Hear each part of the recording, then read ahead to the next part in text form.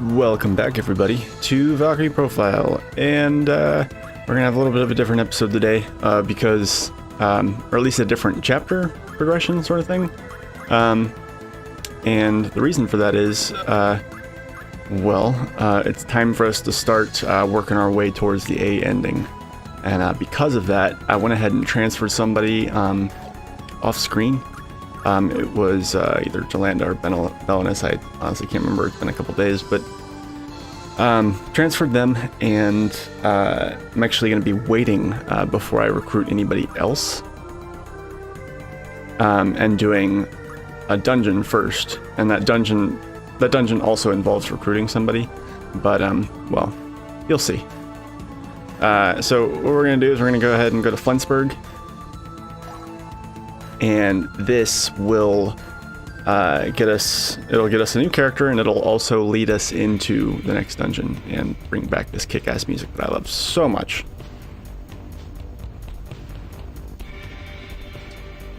It's also kind of a longish cutscene. The cutscene stuff that's involved in getting the best ending. Sorry, I didn't mean to do that. Don't panic, Bellion. Or Belian, whatever. You go on ahead. Do not let them retrieve the woman. Yes, master. God, he looks so derpy. So there's a lot of cutscenes involved in getting the A ending, but they're good cutscenes.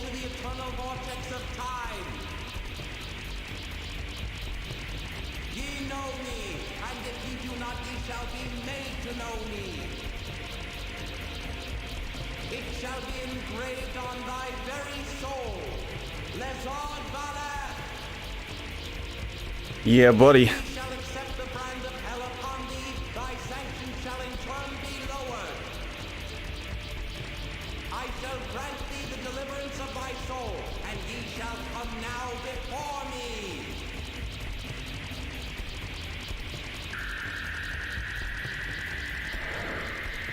So basically, this dude is like if Harry Potter, like, was evil. That's how I always perceived him. But he's cheeky, he's kind of funny, he's got a lot of good dialogue. His voice is kind of funny and kind of weird, but he's also a really, really good, he's also a really, really powerful spellcaster. But, you know, yeah. Halt! Like that's gonna work. These elves are kind of dumb. Elves in this game are dumb. Yeah, so Lazard here kidnaps one of them.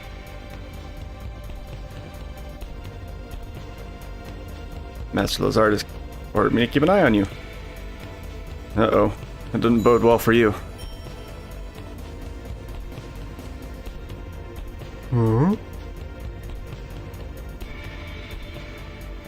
Remove my chains. Interesting. Yes, just like that.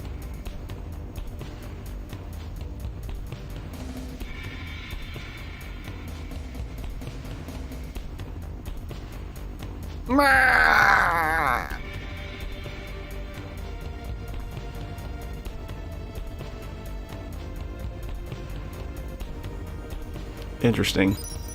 So she tries using some sort of mind control on him, some sort of bewitchment, and it backfired on him. Or on her, rather. It backfired on both of them. Lazard's like, did I make it? Is it gonna get kinky?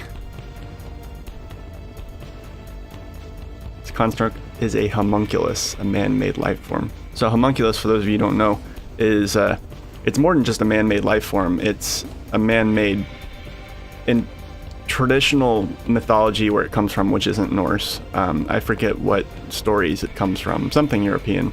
But a homunculus is actually not just a man-made life form, but a man-made human.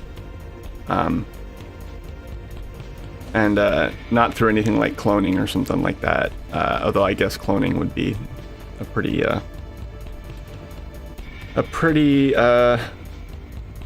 you know, I guess you could, in theory, call, if we ever clone a human being, if we haven't already, It would be, it would fit the definition of a homunculus, but yeah.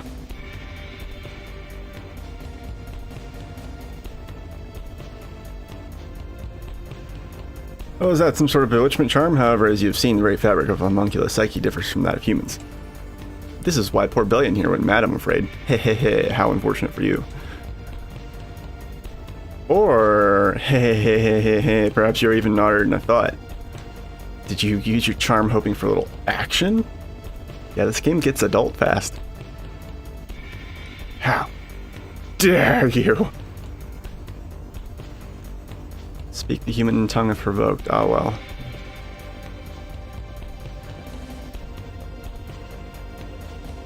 Blizzard's assertion here being that elves don't have souls, basically. They're empty sort of vessels, which we'll learn more about later. But then, since Bellion here is a homunculus, you two puppets would be perfect for each other. Go to hell. Not the proper spelling. Or a destination, really.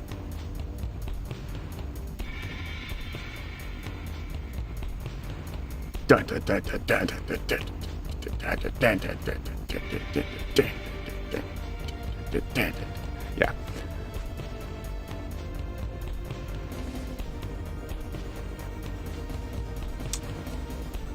Philosopher's Stone, yes.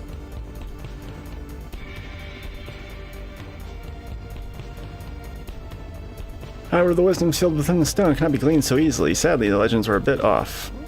The stone does not just transmit all the world's knowledge instantaneously.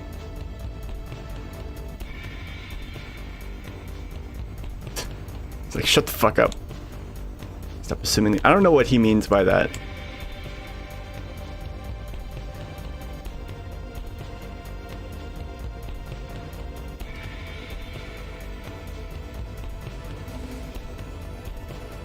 Anything which claims to be all is nothing more than a deception, it said.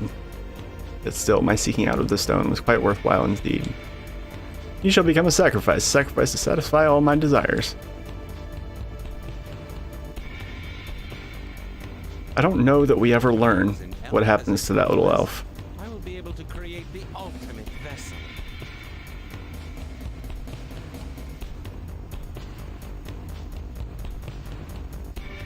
Because we don't learn, I'm assuming it's nothing good. Headmistress Lorenta.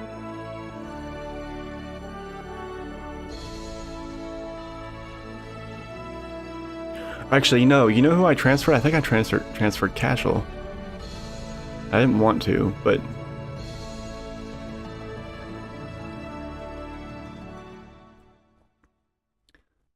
the way it works basically with the A ending is there's certain, you have a seal value on Valkyrie's, not your evaluation, but a seal value on Valkyrie's status page. That value has to be kept high and then very rapidly lowered without too much raising it in between. You have to raise it at least once per chapter if you want to get if you want to keep your evaluation up and get good items from the sacred phase, because transferring a character increases it by 12.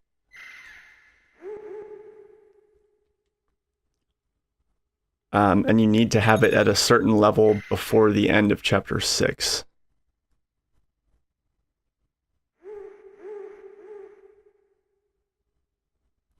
Are you lost, little one?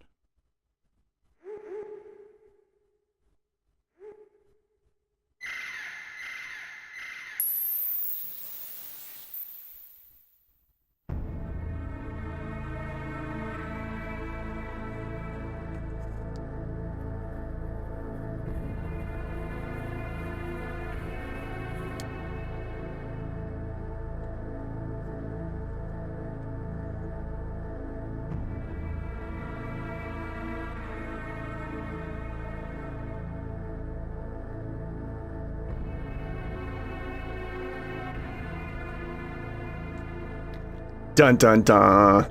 It was a familiar. Very cute familiar.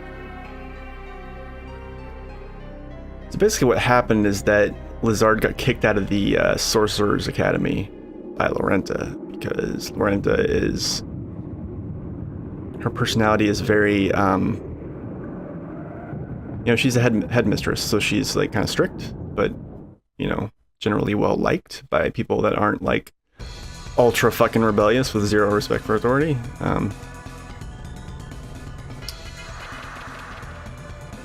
It has been a while, dear teacher. And of course, this is like an Obi-Wan and fucking Anakin moment here.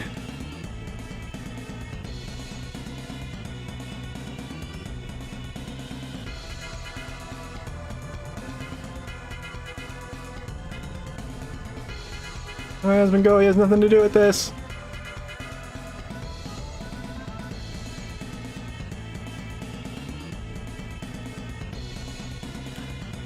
Revenge? Oh no. You think I bear you such ill will because you expelled me from the academy?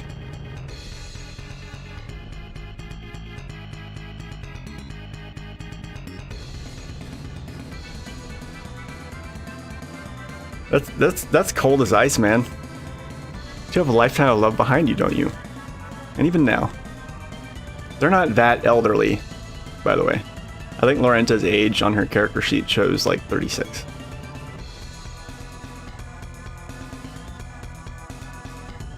I too covet love, and so...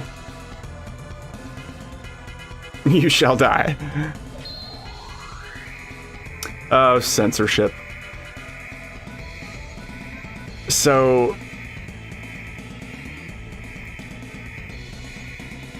that teleportation sort of thing that appears around Lazard is American version censorship. That was actually a pentagram in the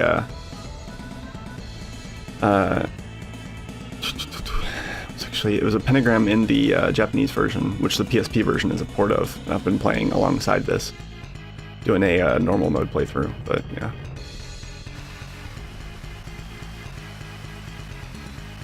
I figured it might kind of help me to, you know,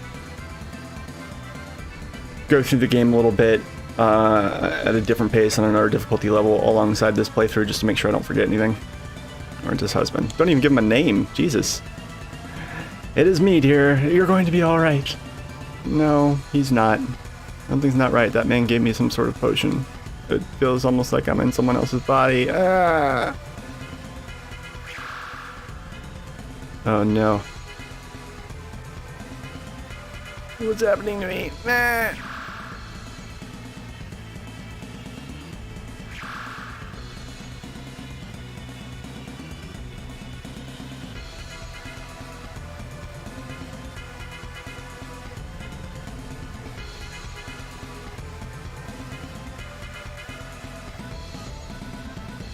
That sucks.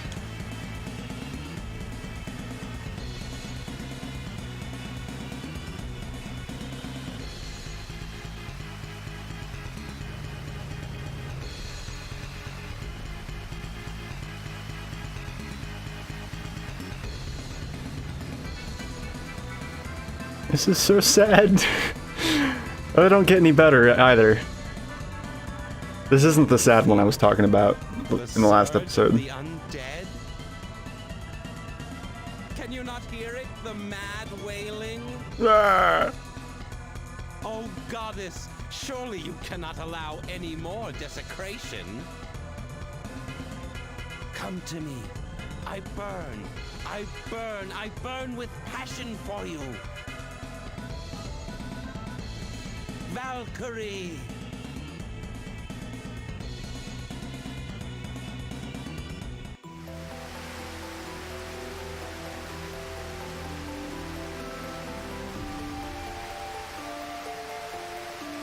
So that guy burns with passion for Valkyrie, and because of that, he did this.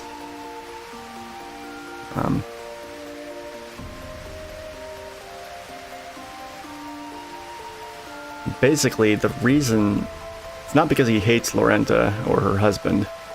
He literally did this because he knew it would lure Valkyrie here.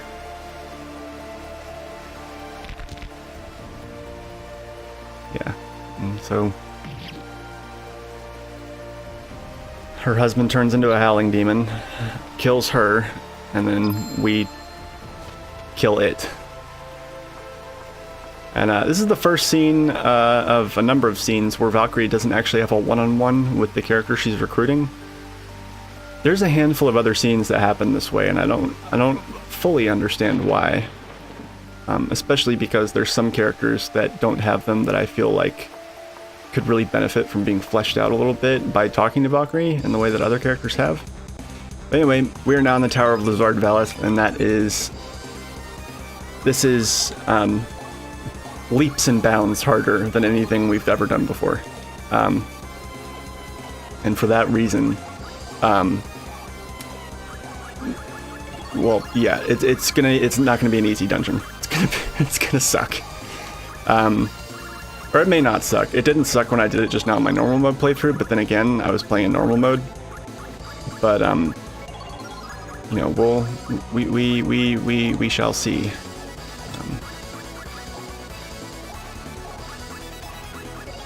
But also, this dungeon just has sick ass music, as you can hear.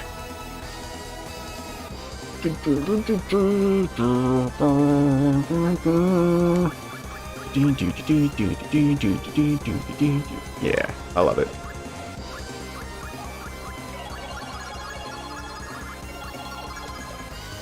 Oops. I gotta configure my party here real quick because you want to bring Lorenta in, even though she's only level 1, because Lorenta is a good bit more. Her base stats are a good bit more powerful than anything you've had the pleasure of enjoying so far.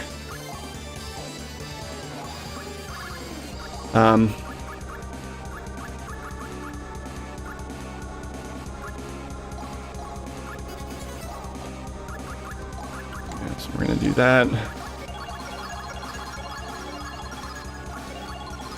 Go ahead and get all of her, basic stuff.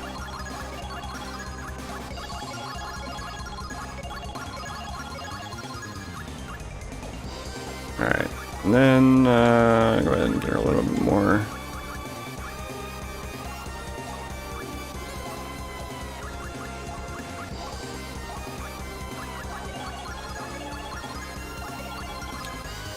Mostly I'm going to kind of prioritize, there's not too much in here that can hit the back row, so I'm mainly going to focus on her magic power, just get that all the way up, and, okay.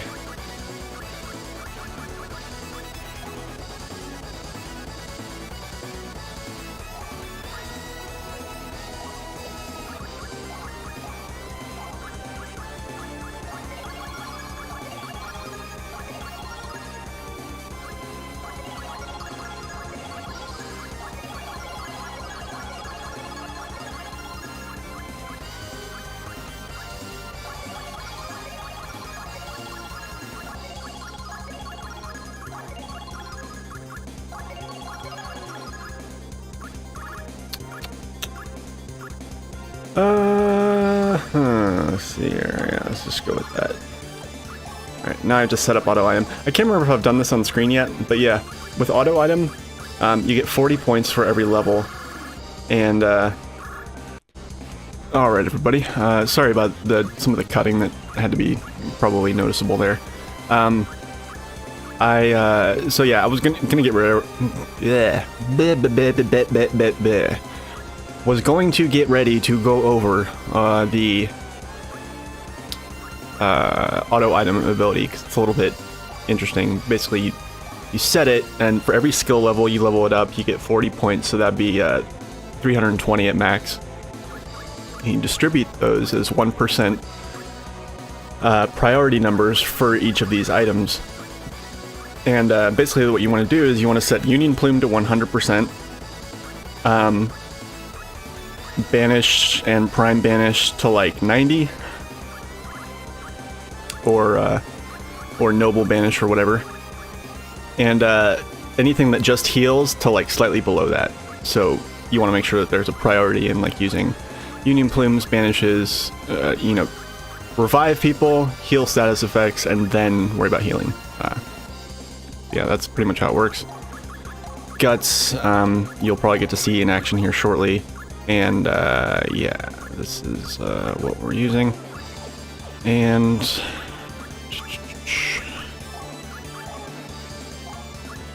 can't really do too much else at the moment.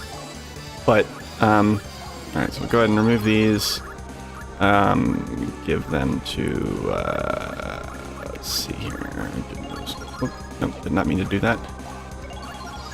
Okay, so we'll give Ardengram Bracelet of Zoe and Emerald Necklace, and actually, you know, go ahead and have. Wait, do I only have one Emerald Necklace? I thought I had two. Oh, okay, John's got the other one. Alright, so do that, and then Power Bangle, and the Magic Bangle, and the give her the other Emerald Necklace. And then what you want to do, so like a lot of the stuff in here is weak to either Holy, Dark, or Poison. You're going to find that a lot. You're going to find that things that are weak against you're going to find that Holy, Dark, and Poison are the most frequently weak to elements in the game. I would say everything else is much fewer and farther in between. But yeah, so I'm going to try to teach her. She comes with Mystic Cross, which is a very good spell, by the way. But what we want, hopefully, is... God, do I have one? No. Fuck. I wanted to teach her Poison Blow, but I think enemies in here drop it with some degree of frequency. So we'll see how that pans out. John can now use all of his attacks. I also noticed in playing my other playthrough of the game that a lot of these weapons have secondary properties that aren't readily apparent. The Elemental Edge, which I know you guys have been seeing me use for like quite a while, the reason is because it's not very strong, but it does have all 3 attacks, and it increases the damage of your PWS by 30%. So it's a while before you find something that tops that as far as great swords go. And like a lot of the sort of legendary tier, sort of ethereal tier katanas have a passive that reduces the charge turn by 1. And when I say ethereal slash legendary, what I mean is basically if you come over here to your divine items and do type order sort, basically any of these weapons here that cost like noticeably more but usually aren't quite as strong attack power wise, if that's all you look at, those are what I'm referring to basically. And you usually only can carry like 1 or 2 of them, and they usually have special properties like the katanas and the what's another one? The spears increase add additional CP every time you level up. So yeah, all that is good shit. And anything else I can do here? I don't think so. I'm gonna see. Maybe there is. Who knows?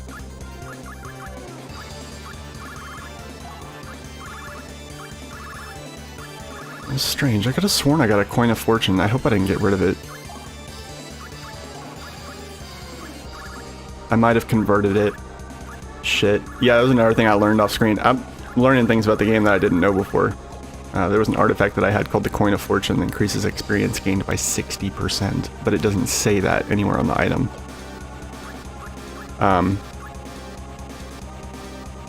Yeah. Oh well. If I need to, I can just use a save state, catch back up before having had, you know, gotten rid of it. Anyway, I've spent enough time yapping, and you guys have had to sit through this for a while, so it probably feels like longer to me because I like ordered some food and had to like go off screen for a second and grab it and stuff some of it in my face, and then I also had to deal with a controller issue, which still isn't resolved. Basically, for whatever reason, R1 right now is pausing the emulation. I've cleared the, you know, I've done all the things. I don't know what the deal is.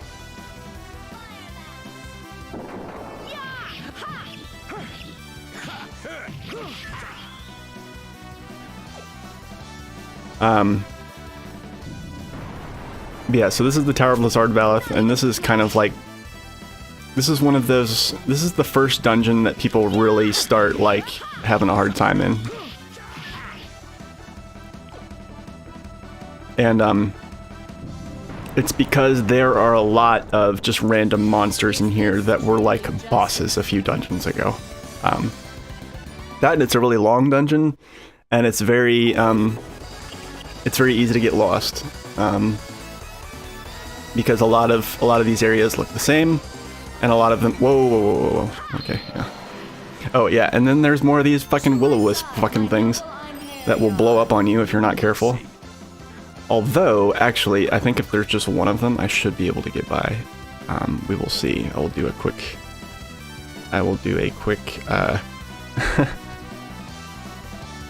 Save state right there.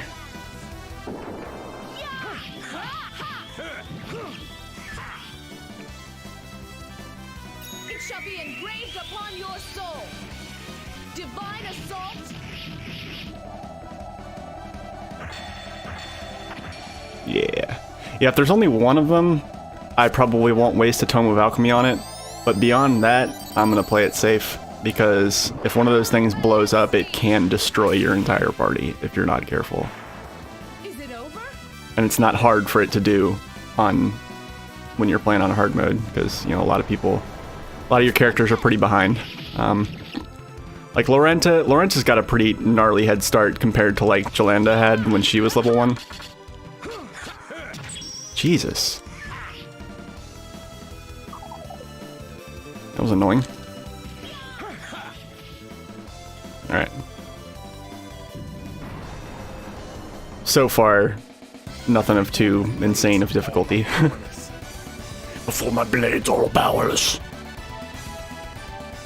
I brought these characters in here specifically because I knew I would need kind of the extra oomph to kind of make this dungeon a little bit less painful.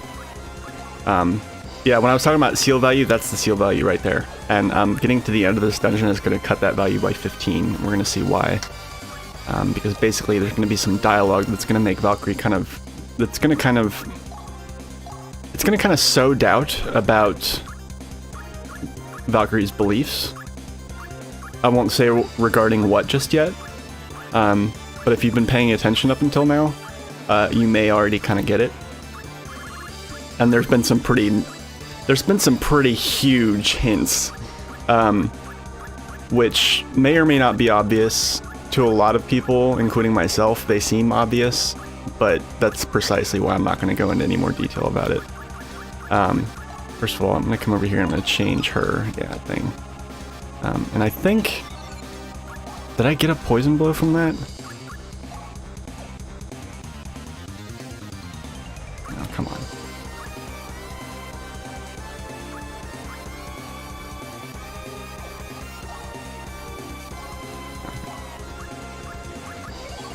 Yes, poison blow, awesome. Awesome. Alright, so having those 3 spells, Poison Blow, Mystic Cross, and Shadow Servant is going to make this dungeon a lot easier. But I'm not going to stop there. In addition to that, I'm going to make sure that I have access to some other things too. Especially heal, if she doesn't have... Okay, no, she's already got heal. Yeah. Lorenta's a pretty powerful sorcerer. She's definitely up there. She's definitely a step up from Nanami and Jolanda for sure.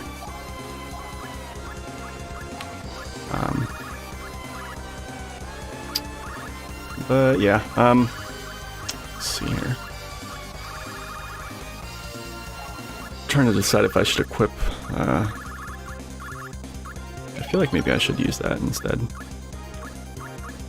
And thank God I'm not on the fucking stupid ass fucking PSP version that unequips all your shit when you switch between bow and... God, that's annoying. That's so annoying. Like, there's a few things that might get unequipped because they're bow-specific skills, but not everything, you know? Which is an unspeakable pain in the ass. Rain. I don't actually want to use any of these, but for, you know, for my sanity, I'm gonna go ahead and have them.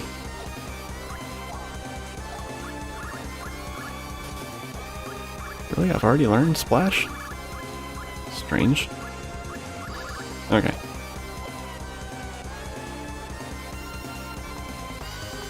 But yeah, I expect, even with my knowledge about manipulating this game's battle system, whoops, ran face first into that motherfucker.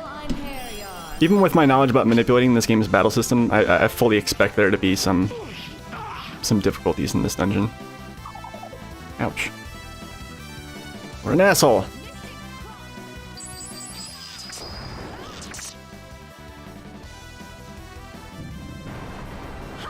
Oh, and don't even like give these guys the time of day, because these guys are like the grunts of this dungeon.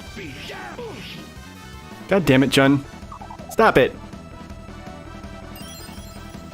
So here you're seeing auto item. So auto item doesn't take up a turn. The only thing about it is that if you use auto item and it cures a status effect like faint or freeze, something that was going to prevent you from acting, it won't let you act. Your turn's already gone. But it does at least, you know, a character that's fainted or frozen obviously can't block or defend or dodge, so it does do that for you. So I don't want to make it sound like it did nothing, because I mean, it is a big deal. Alright, and I'm gonna see if I can, you know what, just for time's sake, I'm strictly thinking about time here, and there's really no reason to deal with it.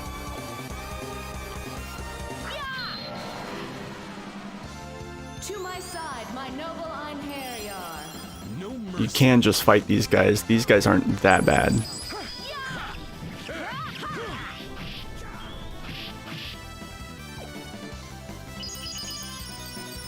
In my typical playthroughs, I just slam them and you know, get in a good PWS chain, and it kills them. They're not that bad. The problem is that if you don't kill them, they tend to counterattack in ways that hurt a lot. They have if you may remember from my time in the Clockwork Mansion, because I think that was I think Manticore or a Chimera or something like that was the boss of that place, and like it opened the fight with that attack called Triple Deck, where it does like a poison breath, a fire breath, and a freeze breath, and I was like, oh shit, but it didn't turn out to actually be that bad. These guys, however, like, it will get annoying constantly, like equipping and unequipping like Slayer weapons to kill these guys. So, and if you do it in battle, it takes up your turn. So it's like, okay, No problem. you know, so you don't really want to do it too much, but it's an option. Get thee hence. Oblivion awaits thee.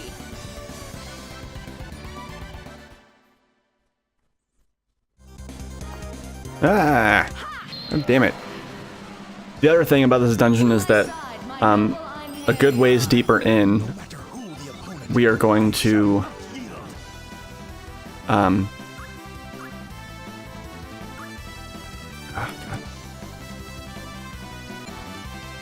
Jesus fucking Christ. Okay, I'm not taking any chances. Anytime the screen goes black like that, I'm cutting it right the fuck out. So if there's any awkward cuts, I'm sorry.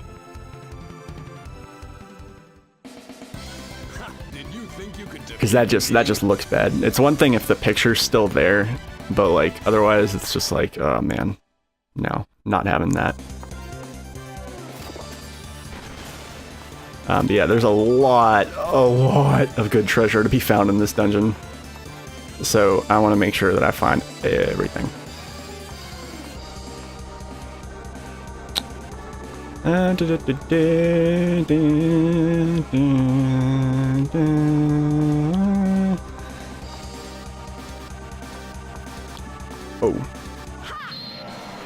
Hang on a minute there.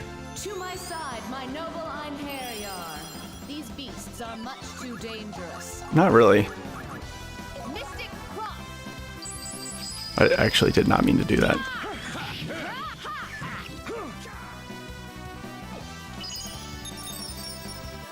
I don't know why I used Mystic Cross. I should have just used Poison Blow. So the sorcerers are weak to poison. Most human-type enemies are.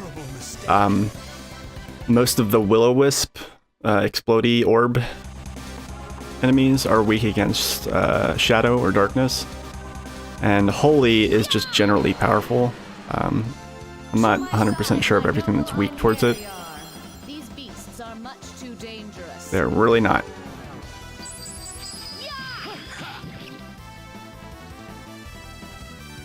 I'm gonna need to change the order of Jun's attacks because he's missing a lot. Yeah. If you find that it's difficult to connect with everybody's attacks, or they're not comboing well together with other characters' attacks, like other characters are knocking them out of the way of each other's attacks and stuff like that, that's usually a good sign that you can probably look at changing the order in the menu. So that's actually what I'm gonna do. Alright, so let's see here. Ability, Jun.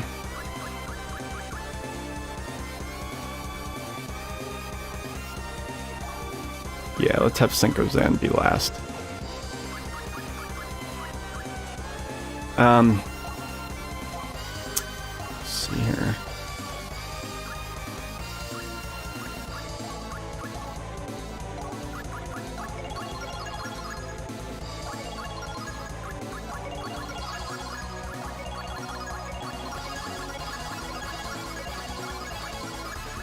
We're not quite there yet, but we're pretty close to where what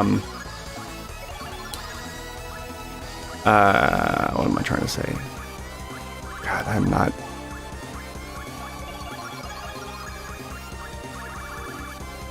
I'm not in top form today. I actually wasn't planning on recording today, but I woke up early and I've got like several hours before I have to be at work.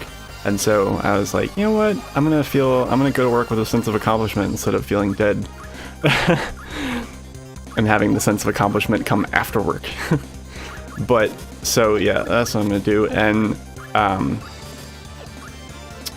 yeah, why am I looking at Yanis? I'm not even using him. Yeah, who did I transfer? Yeah, I think I transferred Cashel. I think is what happened. Yeah, I think that's what it was. I remember I couldn't remember who I'd transferred you know, a little while ago when I was going over it with you guys, but yeah, no, I think it was Cashel. You know, I'll see. But man, I'm annoyed about that coin of fortune though. I think I must have converted it or something. I don't know. It sucks though. Oh, okay. Yeah, no, since I can see that it's one of them, I'm gonna go ahead and try to... Yeah, if I can... Like, sometimes they don't show up as being whatever they are on screen. Like those Dragon Tooth Warriors, the skeletal looking dragon dudes that have like the big swords. Those don't necessarily show up as being, you know, sometimes they just show up as the blue, like, fucking Yeti looking things. But like, or Bunyip looking things. I think it was a comparison I made. But like, and if that's the case, like, I'll get into combat with them and I'll be like, oh shit. And rather than, you know, waste a turn trying to fucking, you know, figure out what the hell to do there, I'm just gonna do that. But yeah. Let me go back to the Crescent Arrow. In general, Valkyrie is better with bows. However, bows tend to be weaker weapons in general. So while most people, like most online guides, will say, no, just keep Valkyrie with a bow for the entire game. Like, I think it's kind of, you know, tomato, tomato. It's certainly not something I would worry about, but bows are definitely better for knocking out crystals and gems and such, like the little red and blue charge turn and experience turkles. Wow, what the hell? What even was that word? Turkles. The little red and blue charge turn and experience crystals is what happened there. Yeah, wow. That was like, even I'm usually good at laughing at stuff like that, but that is actually a little bit embarrassing. Where did that even come from? Like, I have no excuse or explanation for what happened there. That was just a little awkward, a little scary. Like, am I about to have a stroke? What's going on here? Let's see. Yeah, there's 2 elevators in the tower, and then 2 basically layers, like this front layer and then the back area that, you know, is back there. And there's 2 elevators that go between them, and different elevators will drop you off in different places. Some of the elevators actually will both, you know, like, one elevator will drop you at like floors 1, 2, 4, 6, 7, and 8, and then the other one might drop you at some of those same floors, but also drop you at different ones. So it's like a weird thing. I'm not gonna bother opening the map because I'll just confuse you and myself further. To my side, my noble Imperior. But yeah. Alright, so here's where I need to remember to use Poison Blow, because Poison Blow absolutely wrecks these sorcerer dudes, and they're a pain in the ass otherwise. And then of course it poisons the other dudes.